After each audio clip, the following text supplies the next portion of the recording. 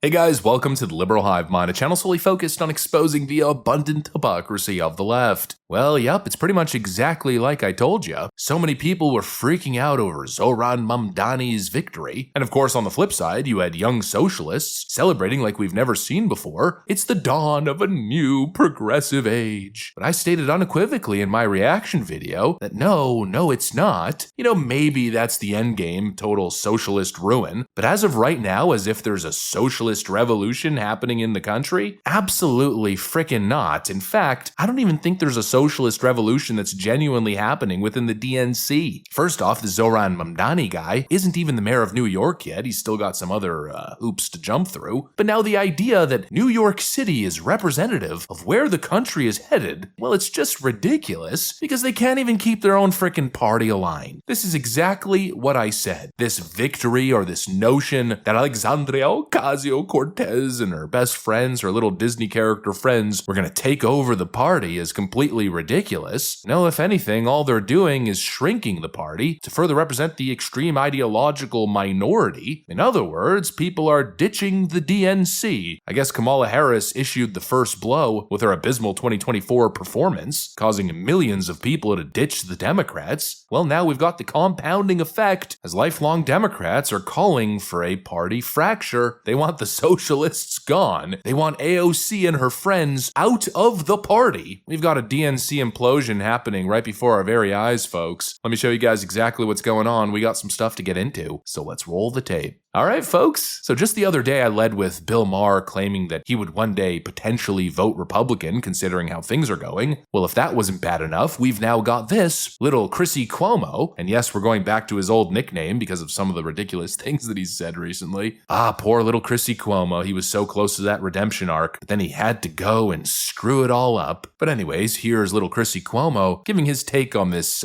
little socialist revolution that's happening at the grassroots level of the DNC. Take a look. How do you keep them from having the nuke? Impeach Trump is the opposite of having a better idea. You're killing your party. You're killing your party. And look, I hope it works out for you. I hope you guys splinter off and become, whatever you really are. Because you're not a capitalist and you're not a Democrat. And, you can say, well, what do you know? I was raised by a real one. I was raised by a real one. Go ahead and criticize Mario Cuomo. What's going to be your biggest insult? That he spawned me and Andrew? Is that going to be the best you have? Because you ain't shit compared to him. Not in terms of intelligence, not in terms of success, not in terms of pedigree, not in terms of philosophy, not in terms of mission, not in terms of eloquence, not in terms of charisma, not in terms of anything. Certainly not electability. You are killing your party because you are not a real one. Because you're doing what's good for you in a vacuum with your little social media following. You're no different than a pod bro. And you're killing your party. And Democrats better wake the f*** up and realize that you're better than this. Be with the 80, not the 20. Okay? Yup, Chris Cuomo went from championing people like Alexandria Ocasio-Cortez and their transformative effect on the party. Oh, he was part of that CNN orchestra that was singing that AOC chorus back in 2018. Ooh, how impressive. Ooh, how incredible. And now here he is going on the record saying, get the hell out of my freaking party. Yeah, it's exactly like I said, they were pretending as if it was a win. The greatest thing ever. How? The Democrats are now more divided than ever before. Because what once was not really a serious threat to Democrat leadership has now become an existential threat for the party elite. And you know what? I don't think there's any stopping this. These people are going to continue to win and they're going to continue to soak up all the oxygen in the room. At some point in the most influential Democrat districts, it's going to be nothing but Zoran Mamdani's and Alexandria Ocasio-Cortez's. It's going to be nothing but far left socialist radicals who despise capitalism. Okay, so when people say democratic socialist, right? And I'm curious what you think this means. I mean, do you like capitalism? No, I have many critiques of capitalism. And I think ultimately the definition for me of why I call myself a democratic socialist is the words of Dr. King decades ago. He said, call it democracy or call it democratic socialism. There must be a better distribution of wealth for all of God's children in this country. And that's what I'm focused on is dignity and taking on income inequality. And for too long, politicians have pretended that we're spectators to that crisis of affordability. We're actually actors, and we have the choice to exacerbate it, like Mayor Adams has done, or to respond to it and resolve it, like I'm planning to do. Okay.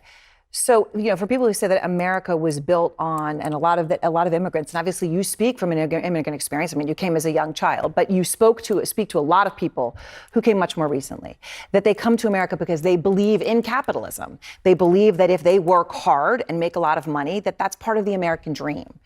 Do you think that's not part of the American dream? I think the dream at its core is a dream for stability in one's life. And what you're saying, that you work hard enough and that you then reap the benefits, too many New Yorkers, and Americans for that matter, are working 8 hours and then still feeling like they haven't made enough money to keep living in the city they call home. And ultimately, what I'm focused on is making the city affordable for everyone, not to win an ideological argument, but to deliver on the mandate of It's going to be nothing but Jasmine Crockett's. He leads with, no, I do not like capitalism. I'm not going to sit here and say that capitalism is perfect. Obviously, there's some elements that, if not reined in, if not controlled, can lead to some pretty sketchy results. And of course, crony capitalism is a very serious problem. But to state that you don't like capitalism, that's absurd. Even though it's not perfect, it's by far, not even close, the greatest system of monetary transaction that's ever been implemented, period. Capitalism has uplifted people out of poverty unlike anything else. It is the greatest system known to mankind. But the leftist radical view is, no, what we want is the same type of stuff that collapsed the Soviet Union, the same kind of stuff that led to famine, authoritarianism, oppression, and death worldwide. It's just so stupid. And no wonder people like Chris Cuomo are freaking out. No wonder the Democrat donor class is holding their money back. Because this is the DNC party of the future. And the reason I'm not worried is because if this continues, this is going to be a party that never wins an election ever again. Because those deep blue influential districts that I was describing earlier that are likely to continue flipping this way, like AOC taking Chuck Schumer's seat, for instance,